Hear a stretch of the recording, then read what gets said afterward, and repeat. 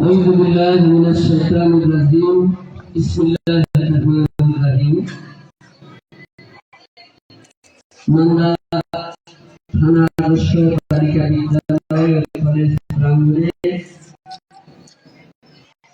আয়োজিত মেধা অনুষ্ঠানের আজকে যে অনুষ্ঠান প্রতিভা 2025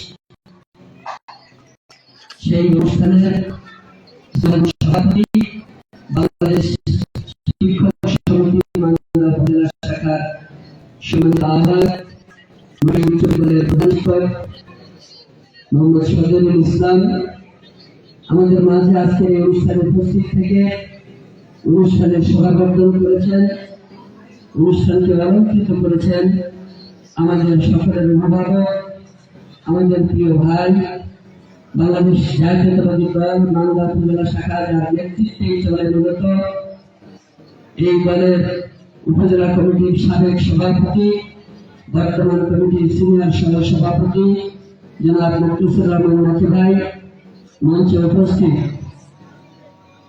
বাংলাদেশ শিক্ষক সমিতির অন্যান্য নেতৃবৃন্দ, মাদ্রাসা শিক্ষক সমিতির সংগ্রামী সভাপতি ইরফান আলী মিয়া সহ সাধারণ সম্পাদক, অন্যান্য নেতৃবৃন্দ, আজকের এই অনুষ্ঠানে উপস্থিত বিভিন্ন শিক্ষা প্রতিষ্ঠান থেকে আগত শিক্ষক মন্ডলী, বিশেষ করে এই প্রতিষ্ঠানের সম্মানিত শ্রদ্ধাভাজন ভারপ্রাপ্ত অধ্যক্ষ মহোদয় এবং অন্যান্য শিক্ষক মন্ডলী, আমার প্রিয় ছাত্রছাত্রীবৃন্দ, সমবেত সুধীবৃন্দ, আপনাদের সকলকে আন্তরিক শুভেচ্ছা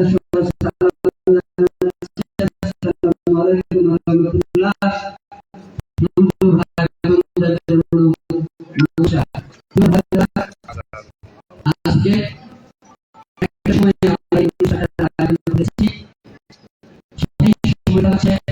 দীর্ঘ 17 বছরে 200 ঘটনাটিতে একটি ভাবার সময়। এই 17 বছরে এদেশে শিক্ষা ব্যবস্থা অনেক ধ্বংস হয়ে পড়েছিল। প্রতি এক বছর 2 বছর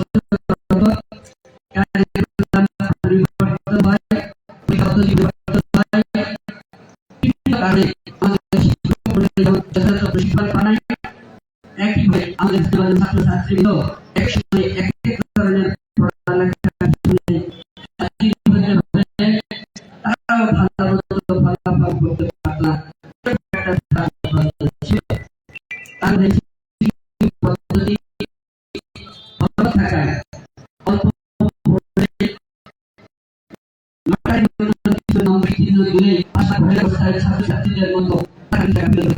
সেই অবস্থা থেকে দেশে গণতান্ত্রিক পরিবেশ ফিরে আসার সময় এসেছে। যখন আমাদের মানদণ্ড যাতে আমাদের ছেলেমেয়েরা ভবিষ্যতে আসতে পারে, পড়ালেখার যে প্রতিযোগিতা সেই প্রতিযোগিতা আসতে পারে এবং নিজেদেরকে যথাযথ যোগ্য ছাত্র ছাত্রী হিসেবে গড়ে তোলে আগামী দিনে যেন পরীক্ষায় যেমন ভালো করে জীবনের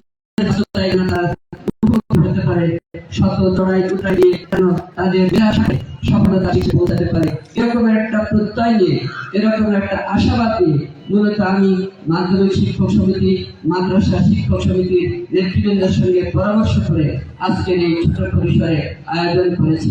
যদিও আমার ইচ্ছা ছিল অনেক বড় পরিসরে আয়োজন করবার, কিন্তু সময় স্বল্পতার কারণে সেটা সম্ভব হয়নি। এই জন্য আন্তরিক দুঃখ প্রকাশ করছি।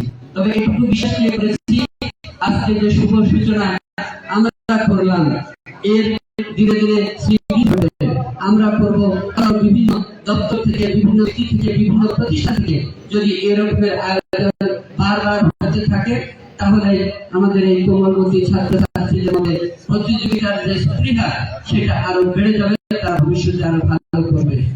এই কথা আমাদের মনে রাখতে হবে যে প্রতিযোগিতা ছাড়া ভালোভাবে শুধু পড়ালেখা করলে কিছু হয় না। যেমন ক্লাসে পড়াশোনা করা হয় 1 বছর, তারপরে পরীক্ষা দিতে হয়, পরীক্ষার মধ্য দিয়ে কিন্তু একটা রেজাল্ট তৈরি হয়, যেটা প্রতিযোগিতার একটা চিহ্ন বহন করে। ফার্স্ট সেকেন্ড থার্ড ফোর্থ তৈরি হয়। এই ফার্স্ট সেকেন্ড থার্ড ফোর্থ নিজের মধ্যে একটা প্রতিযোগিতার সারা থাকে, সেই ব্যাপারেই কিন্তু বার্ষিক পরীক্ষা অনুষ্ঠিত হয়। ঠিক একইভাবে শুধু বইয়ের পাতায় সীমাবদ্ধ না থেকে এই জীবনের বাস্তবতায় দাঁড়িয়ে আমরা যেন ভবিষ্যতের জন্য সাধারণ জ্ঞান সহ অন্যান্য বিষয়ে প্রতিযোগিতায় টিকে থাকতে পারি, আমাদের ছেলেমেয়েরা টিকে থাকতে পারে, সেইটাই হচ্ছে আমাদের মূল টার্গেট। সেই কারণে আজকে আমি এখানে পরামর্শ দিতেছি যে ভূমিকা রাখে।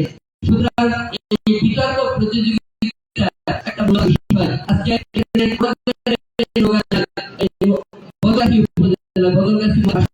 যাকে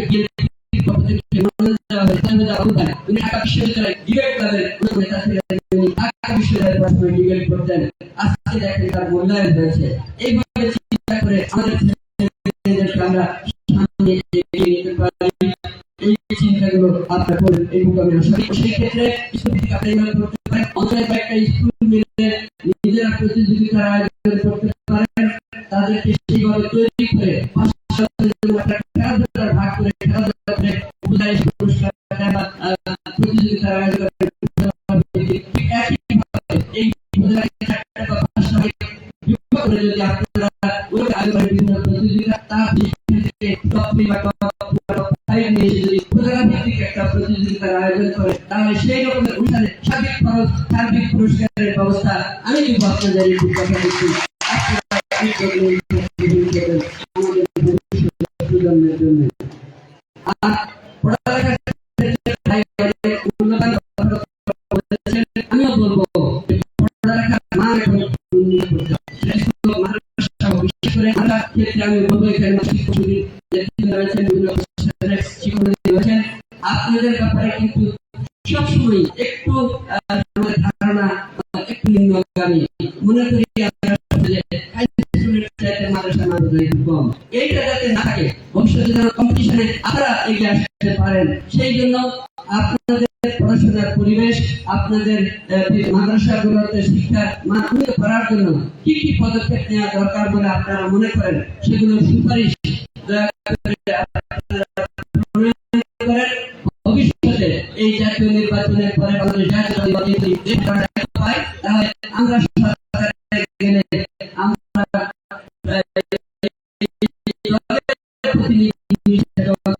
আমরা সরকারকে বলবো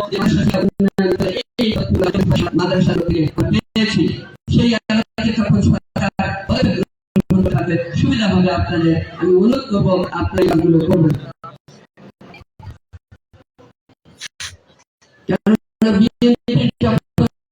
সরকারে থাকে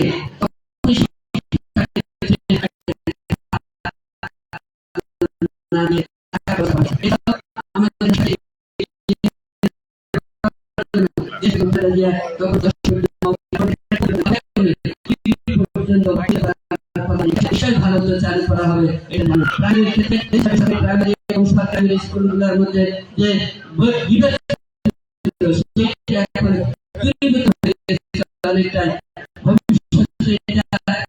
আরো সমন্বয় করে উন্নয়ন করে কিভাবে উন্নত করা যায়, তার জন্য কিন্তু বাংলাদেশের যে রাষ্ট্র কাঠামো মেরামতের একটি দফা কমিটি আগে রাষ্ট্র নায়ক ঘোষণা করেছেন, তার মধ্যে রয়েছে আপনারা শিক্ষিত সমাজ, সেই কর্মসূচিগুলো আপনারা দেখবেন, সেগুলো বাস্তবায়ন করার জন্য সহযোগিতা করবেন আগামী নির্বাচনের মধ্যে দিয়ে।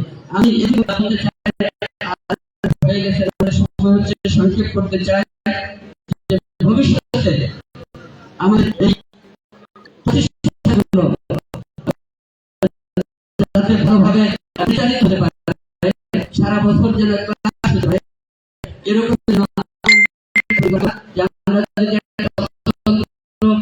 করতে পারি কোথাও, যেখানে সব পাবলিক বন্ধ করে পরীক্ষা করতে হয়, 5টা জায়গায় 5টা কেন্দ্র হয়, 5টা প্রচার বন্ধ করতে হয়, সেটা না করে একটা জায়গায় স্বতন্ত্র পরীক্ষা কেন্দ্র থাকে। আমাদের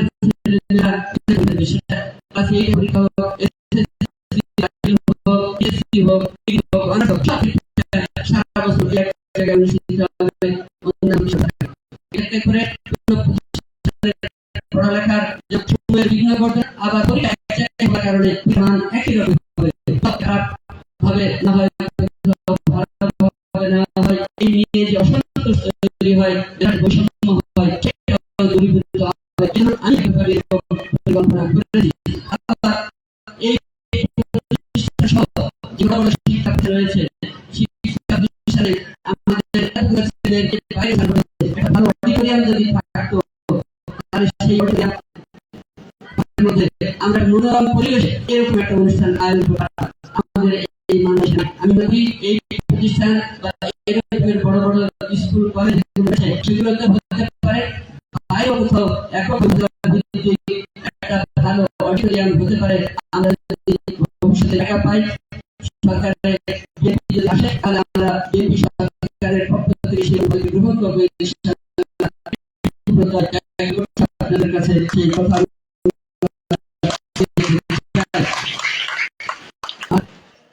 একটা কথা বলবো যে এখানে ছাত্রীদের জন্য বড় আলাদা কোনো হোস্টেল সম্ভব হয়নি।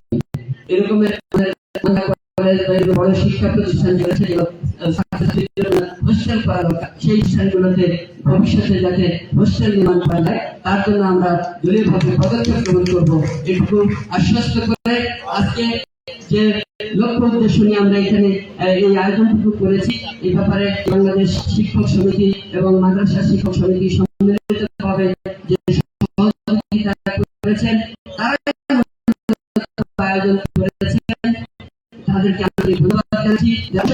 এই সমস্ত ছাত্রছাত্রীদের ধন্যবাদ মোবারকবাদ জানাচ্ছি। এরকম যে কোনো প্রতিযোগিতায় তোমরা দৃঢ়চিত্তে অংশগ্রহণ করবে। জয় পরাজয় বড় কথা নয়, পাশ থেকে ভয় বড় কথা নয়, একটা মানসিকতা তৈরি করা, বিশ্বাসী সবসময় দেখাতে পারে না। তোমরা সেই সঠিক ভবিষ্যতে আগামী এই কামনা করে সকলের মঙ্গল কল্যাণ কামনা করে আমার বলার মধ্যে ঘুমাচ্ছে। আল্লাহ হাফেজ। বাংলাদেশ